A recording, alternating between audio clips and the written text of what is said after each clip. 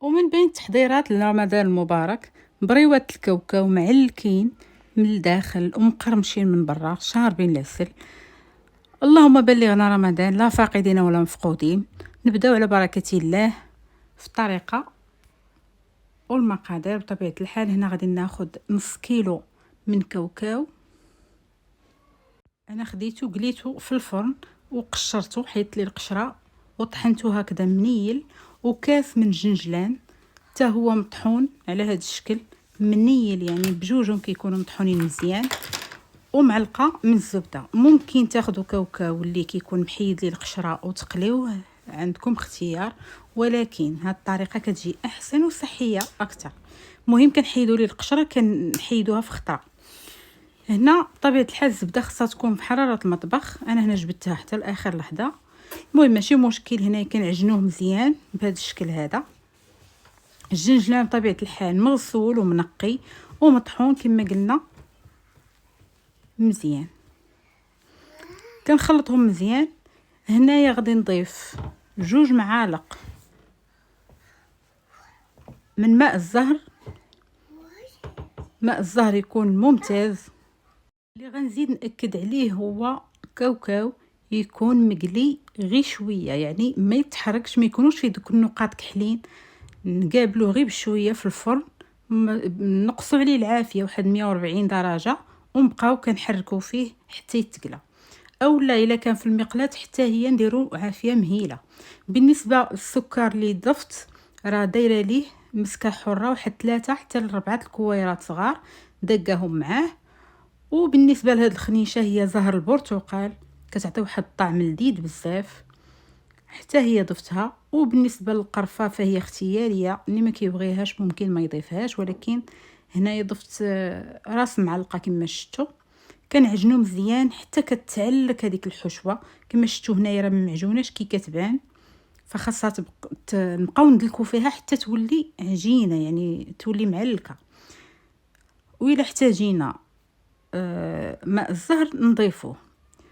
بالنسبه للورقه هنايا عندي بخاريه، من الاحسن تكون بخاريه، الا ما كانتش نديروا العاديه ماشي مشكل. كما شفتوا هنايا العقده درتها كويرات على حجم 15 16 غرام، ممكن ديروا اكثر او لا اقل على حسب قداش بغيتوا البريوه ديالتكم تكون. انا بالنسبه لي هذا الحجم مثالي، ما كنبغيهمش يكونوا كبار بزاف ولا صغار بزاف، يعني هذا الحجم متوسط. هنا قطعت الورقه على هذا الشكل، يعني درت فيها تقريبا شي 3.5 سنتيم. كما شفتوا هنايا دهنت سطح العمل بالزيت. هنا هذه اسهل طريقه باش ديروا بريوات، تحتاجوا لا عوين لا والو. غادي ندهن سطح العمل في بلاصه ما ندهن كل ورقه بوحدها وكل بريوه بوحدها، كندهن سطح العمل وكنحط الخيوط ديال الورقه كما شفتوا، وكنبدا نلوي على هذا الشكل هذا. كنتمنى يكون واضح. كنبقى غاده بالمثلث هكا. بالنسبه للبنات اللي كيديروا لي كوموند غادي يستخدموا الميزان. انا بالنسبه لي هنا درتهم عيني ميزاني، ولكن راه تبارك الله جاو كلهم قد قد. ما نساوش ان الورقه خاص الجهه اللي ملسه تكون من التحت والجهه اللي حرشه كتكون من الفوق. بالنسبه للطي ديال البريوه كما كتشوفوا هنا راه بالعرض البطيء، يعني القنت كيمشي للجهه المعاكسه، وهكذا كنبقاو حتى كنكملوا. هنا كما كتشوفوا انا ما كنسدهمش حتى الاخر، وكنبدا نسد فيهم كاملين. وريتكم الطريقه اللي كيديروا المحترفين اللي كيخدموا بالسلسله كتسمى، يعني كنخدموا 10 11 الوحده في خطره. بهذا الشكل ما يمكنش نبقاو خدامين غير بوحده بوحده. نتمنى ما نكونش كثرت عليكم الهضره ونكون خفيفه على قلبكم. كنبغي نبين لكم طرق اللي سهله باش ما تبقاش تغلبكم الحاجه. صافي هنايا كنكمل بنفس الطريقه حتى الاخير، وكنسد. كنكون موجده شويه ديال الدقيق مع الماء، واحد العجين اللي يكون شويه سائل هو اللي غادي نسد به. من الاحسن نسدو بالعجين الخليط ديال الدقيق والماء، لان البياض ديال البيض كيخليهم يتحلوا وكيدلق لينا حتى الكشكوشه كيديرها لينا في الزيت. كنكمل بهذه الطريقه، كنتمنى يكون واضح. ما نضغطوش عليهم بزاف، يعني غير شويه.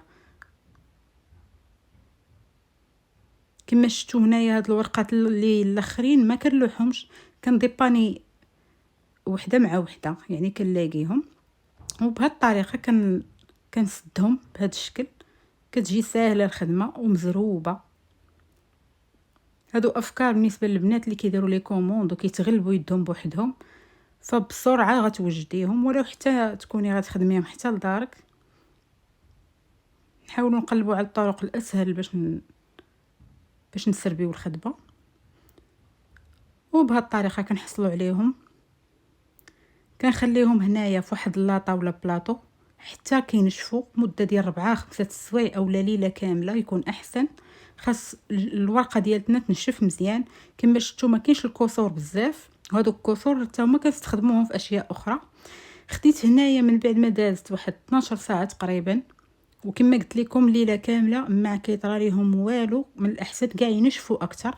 خديت هنا جربت الزيت والحراره ديالتها بواحد الطرف ديال الورقه، مني بانت ليا انها سخونه بالشكل اللي شفتوه على الصوره.